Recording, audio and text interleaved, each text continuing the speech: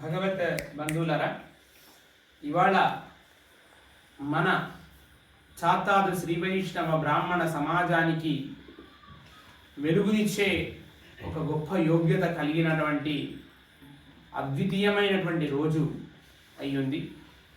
మన పాఠశాలను ఆరంభం చేసుకోవడమే కాదు, చాతాదు శ్రీ వైష్ణవ బ్రాహ్మణ సమాజాన్ని తిరిగి మహోన్నతి వైపు నడిపించడానికి, సాంస్కృతిక పదంలో ముందుకు తీసుకువెళ్ళేటువంటి ఒక గొప్ప ప్రక్రియను ఆరంభించడానికి మరి ఈ మహోద్యమం ఆరంభమైంది. 5-6 వ్యక్తులతో ఆరంభమైనటువంటి ఈ పాఠశాల ఇవాళ 84 మంది విద్యార్థులతో అద్భుతమైనటువంటి పాఠశాలగా రూపుదిద్దుకుంది. ప్రపంచంలోనే ఎక్కడా లేని విధంగా వైదిక విద్యను ఏకకాలంలో అందిస్తున్నటువంటి ఒక అద్భుతమైనటువంటి పాఠశాలగా ఉన్నప్పటికీ అనేక రకాల వసతుల యొక్క ఇబ్బందులు మనల్ని వెంటాడుతున్నాయి. ఎందుకంటే ఇంకా వచ్చేయడానికి చాలా ఎక్కువ మంది ఉన్నారు, 40-50 మంది అభ్యర్థనలు పెట్టుకొని ఉన్నారు ఇప్పటికే. అయినప్పటికీ మనకు స్థల భావం చేత మరి ఎవరి యొక్క ఫోన్లను మనం అటెండ్ కాకపోవటం, వారికి అవకాశాలు ఇవ్వకపోవటం జరుగుతోంది. భవిష్యత్తులో ఈ పాఠశాల 500 మంది విద్యార్థులతో విలసిల్లుతుంది తప్పకుండా.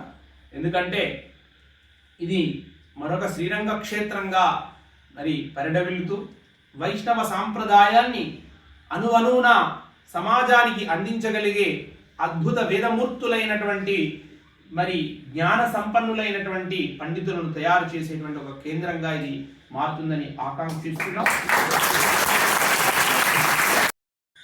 స్వామి జై శ్రీనారాయణ. చిన్న సందేహం, బ్రాహ్మణులు వ్యవసాయం చేయవచ్చునా? చాలా చక్కటి ప్రశ్నను వేశావు. ఇది లోకులందరికీ ఉపయోగయోగ్యమైంది. మనకు బీజం వాపి సృష్ట్యాహ అని అధర్వణ వేదం తెలియజేస్తాను. అంటే అధర్వణ వేదంలో ఉన్నటువంటి 3వ అధ్యాయంలో 12వ సూక్తంలో 2వ మంత్రము మనకు తెలియజేస్తాం. అంటే మనం ఎంత ఆహారాన్ని జీవితంలో భుజిస్తామో అంతకంటే ఎక్కువ బీజవాపనాన్ని మనం చేస్తే భగవంతునికి మనం ప్రీతిపాత్రం అవుతాము. కాబట్టి ప్రతి ఒక్కరూ, వారు బ్రాహ్మణ, క్షత్రియుల, వైశ్యుల, శూద్రుల ఎవరైనా సరే ఖచ్చితంగా బీజవాపనము, ఖచ్చితంగా బీజాలు పెట్టడం అనేది చెయ్యాలి అని మనకు శాస్త్రం చెబుతోంది. ఇది అందరి ధర్మము. దీన్ని మరిచిన వాళ్ళకి చాలా అపకారం జరుగుతోంది. కాబట్టి లోకానికి ఇది చాలా అవసరమైన ప్రక్రియ. బ్రాహ్మణులైనా, క్షత్రియులైనా, వైశ్యులైనా, శూద్రులైనా ఎవరైనప్పటికీ తప్పక వారి ఆహారాన్ని వారు సంపాదించుకోవడము చాలా ముఖ్యమై ఉంది అని మనకు వేదం తెలియజేస్తోంది. ధన్యవాదాలు గురువుగారు. మరి ప్రపంచంలో 4 వేదాలను చదువుతున్నటువంటి వేద పాఠశాలలు చాలా అరుదుగా ఉంటాయి మనకి ఇక్కడ. అలాంటి వేద పాఠశాలలో మనం శ్రీ జగన్నాథ వేద పాఠశాల చేరింది. చక్కటి వేదాధ్యయనం ద్వారా ఇటు ఋగ్వేదాన్ని, అటు యజుర్వేదాన్ని, అటు సామవేదాన్ని, అలాగే అధర్వణ వేదాన్ని, ద్రవిడ ప్రబంధాన్ని, శుక్ల యజుర్వేదాన్ని కూడా అనుసంధానం చేస్తున్నటువంటి ఒక పాఠశాలగా మనం చేరుకున్నాం. 84 మంది విద్యార్థులతో మరి మన దగ్గర ఆర్థిక ధనం లేకపోయినా సమాజంలో ఉన్నతమైన వేద పాఠశాలల సరసన మనం చేరుకున్నాం. ఇప్పుడు ఆ వేద పఠనాన్ని కాసింత వినే ప్రయత్నం చేద్దాం.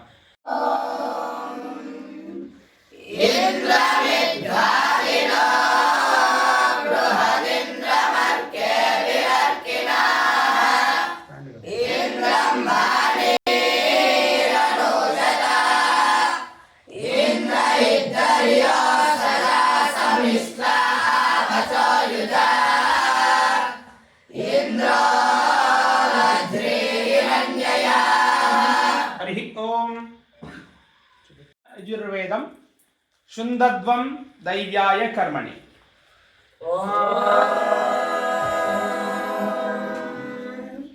శుందద్వం దైవ్యాయ కర్మణే దేవయజ్ఞాయై మాతరిష్వనో కర్మో సిద్ధ్యౌరసి పృథివ్యసి విశ్వదాయ అసి పరమేణ ధామ్నా ధ్రువం అస్సమాం పార్వసూనాం పవిత్రమసి శతధారం వసూనాం పవిత్రమసి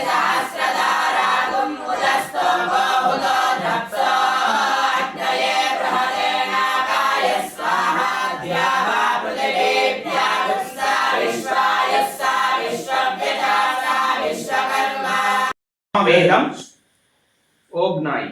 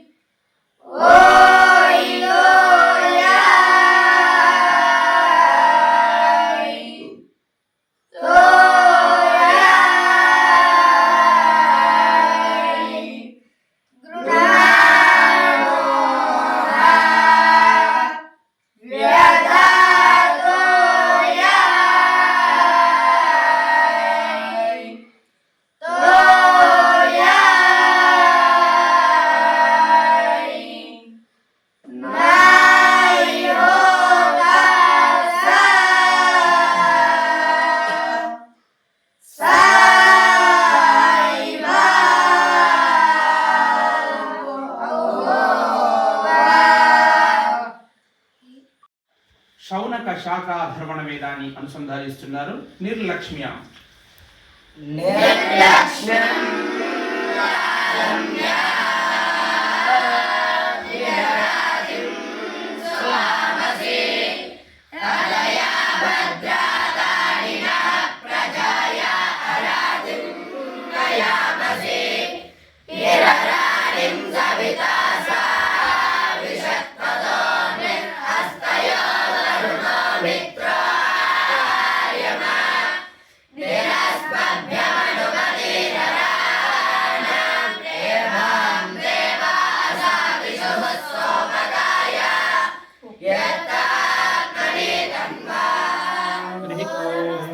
సాంప్రదాయానికి తలమానికమైన ద్రవిడ ప్రబంధంలోని మరి రామానుజలుక్తుందాది ఓమని.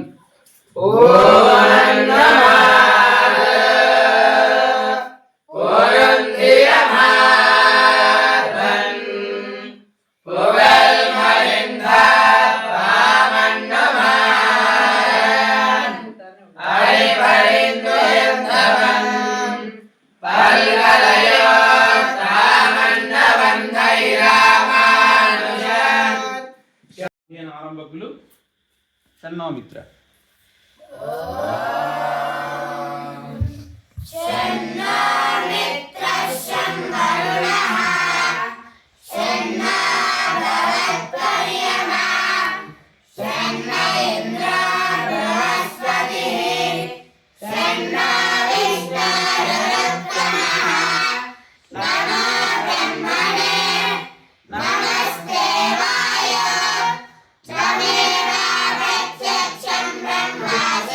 పాఠశాలకు ప్రథమ విద్యార్థిగా ఆరంభించిన శ్రీ మురళీధరాచార్య స్వామి వారు మాట్లాడతారు.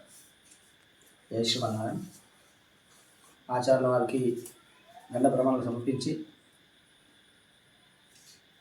వారు మన కులాన్ని ఉద్ధరించే విధంగా అపర రామానుజులుగా వారు అవతరించారు. వారు మనల్ని ఒక ఆయుధాలుగా, అంబుల పొదిలో ఉండేటువంటి ఆయుధాలుగా తయారు చేస్తూ మనలో ఉన్నటువంటి ఈ యొక్క వైదిక విద్యనందరికీ కూడా అభ్యసించే విధంగా వారు చెప్పేటువంటి ప్రతి పాఠాన్ని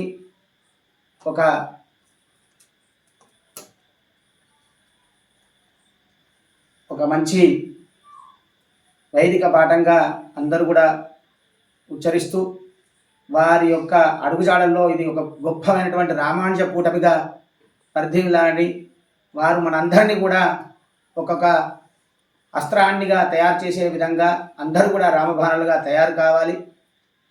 మన జాతిని ఔన్నత్యాన్ని కాపాడాలని కోరుకుంటూ జై శ్రీమన్నారాయణ. నిర్వహణలో మరి ప్రథమ స్థానాన్ని పొంది మరి పాఠశాల ఇన్ఛార్జిగా ఇప్పటి వరకు ఈ 5 సంవత్సరాలు తన సేవను అద్వితీయంగా అందించిన వినీత్ కుమార్ ఆచార్య స్వామి వారు మాట్లాడతారు. జై శ్రీమన్నారాయణ. ముందుగా గురుగారికి పాదాభివందనాలు తెలియజేస్తూ శ్రీ జగన్నాథ వేద పాఠశాల ఆరంభించి ఈ రోజుకి 5 సంవత్సరాలను పూర్తి చేసుకొని 6వ సంవత్సరంలోకి అడుగు పెడుతున్నాము. మేము నేర్చుకున్నప్పుడు గురుగారితో ఐదుగురితో మొదలైన పాఠశాల ఇప్పుడు 83 మంది విద్యార్థులతో పాఠశాల అద్వితీయంగా కొనసాగుతుంది. అలానే రానున్న భవిష్యత్తులో మన యొక్క చాత్తాద శ్రీ వైష్ణవ వైభవాన్ని జాతికి అంకితం చేస్తూ స్వామివారి ఆశీర్వాదంతో మన యొక్క శిష్య పరంపర స్వామివారికి అనేక మంది చేకూర్చి 500 మంది విద్యార్థులు అయ్యే విధంగా, అలానే ఇంకా చాత్తాల శ్రీ వైష్ణవ వైభవాన్ని మార్చే విధంగా మన యొక్క పాఠశాల నిలవాలని ఆ యొక్క భగవంతుని ప్రార్థిస్తూ, అలానే గురువు గారికి నమస్కారాలు తెలియజేస్తూ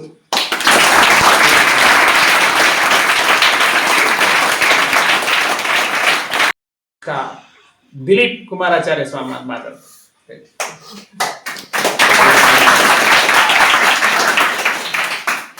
మేము పాఠశాల ఆరంభించినప్పుడు 5 విద్యార్థులతో ఆరంభించాం. ఇప్పుడు 84 విద్యార్థులతో పాఠశాల కొనసాగుతుంది. ఇంతింతై వట్టుడింతై అన్నట్టు ఈ పాఠశాల 500 విద్యార్థులతో కొనసాగాలని మా కోరిక, ఆశయం. యజుర్వేదం నుంచి నవీన్ కుమార్ ఆచార్య స్వామి వారు మాట్లాడుతున్నారు.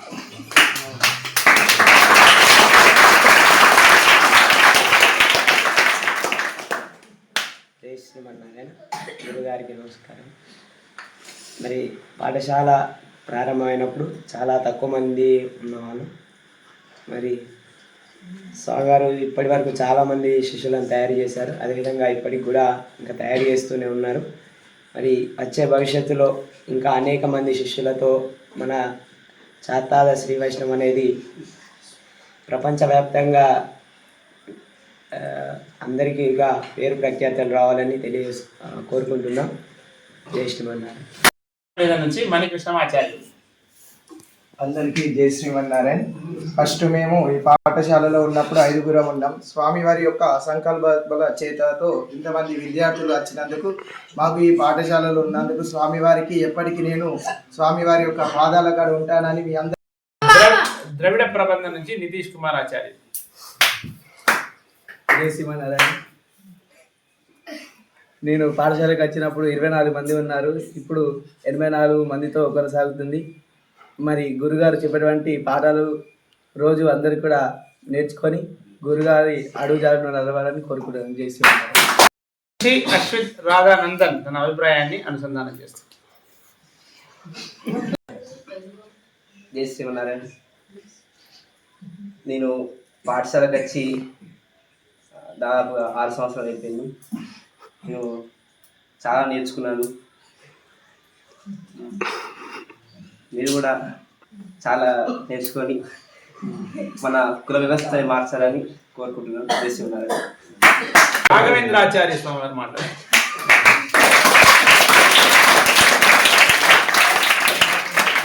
జై శ్రీమన్నారాయణ. ముందుగా గురువు గారికి నమస్కారం. నేను ముందుగా పాఠశాలకు వచ్చినప్పుడు 12 మంది విద్యార్థులు ఆరంభమయ్యింది. అదేవిధంగా ఇప్పుడు 83 మంది విద్యార్థులతో కొనసాగుతుంది. అదేవిధంగా మన పాఠశాల చాలా అభివృద్ధి చెందాలని కోరుకుంటున్నాం. అందరికీ జై శ్రీమన్నారాయణ.